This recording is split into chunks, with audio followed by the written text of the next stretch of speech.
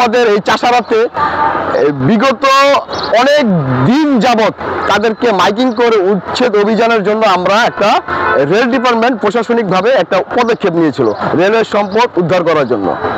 অভিযানটা আজকে ডেট ছিল 4 তারিখ।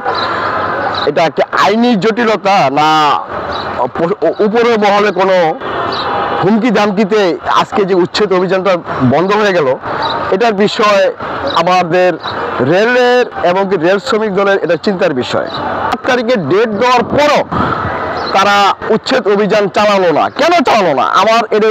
আমার রেল শ্রমিক দলের প্রশ্ন। এবং কি রেলের প্রতিটা স্টেশনে চাঁদাবাজ এবং কি ঘুষখোর এবং কি অবৈধ দোকান থেকে কেউ চাঁদাবাজি করলে ওটার প্রতিবাদও কিন্তু আমি চালিয়ে যাচ্ছি, যেন কি উচ্ছেদ রেলের সম্পদ উদ্ধার করার জন্য। এটার ব্যাপারেও আমাদের 10 দফা দাবি যে রেল ডিপার্টমেন্ট আমাদের কেন্দ্রীয় কমিটি দিয়েছে রেল শ্রমিক দলের, এটার ব্যাপারে আমি আন্দোলন চালিয়ে যাচ্ছি। রেলওয়ের বৈধ সম্পদ অবৈধভাবে যারা দখল করেছেন তাদের জন্যই আমার এই আন্দোলন। আর রেলওয়ের সম্পদ উদ্ধারের জন্য বাংলাদেশ জাতীয়তাবাদী রেলওয়ে শ্রমিক ও কর্মচারী দল এবং কি নারায়ণগঞ্জ মহানগর শ্রমিক দল এটা সবসময় থাকবে এবং কি পাশে থাকবে, রেলওয়ের সাথে থাকবে এবং কি এই আন্দোলন আমি চালিয়ে যাব।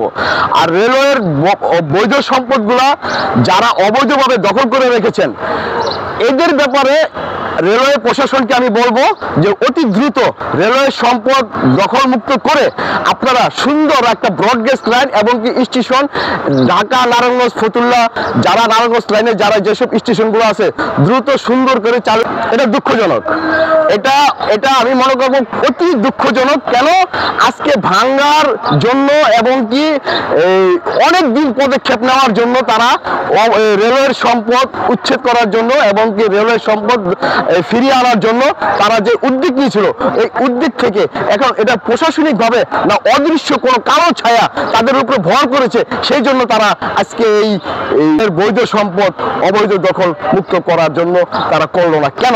এটি আমার প্রশ্ন রেলওয়ে কর্তৃপক্ষের কাছে। স্টেপ আমি আমার যে রেলওয়ে শ্রমিক দল এবং কি নারায়ণগঞ্জ মহানগর শ্রমিক দল আমরা এটার ব্যাপারে যতদিন না পর্যন্ত এই রেলওয়ের বৈধ সম্পদ অবৈধ দখলমুক্ত না করা করবে ততদিন আমি এই আন্দোলন চালিয়ে যাব।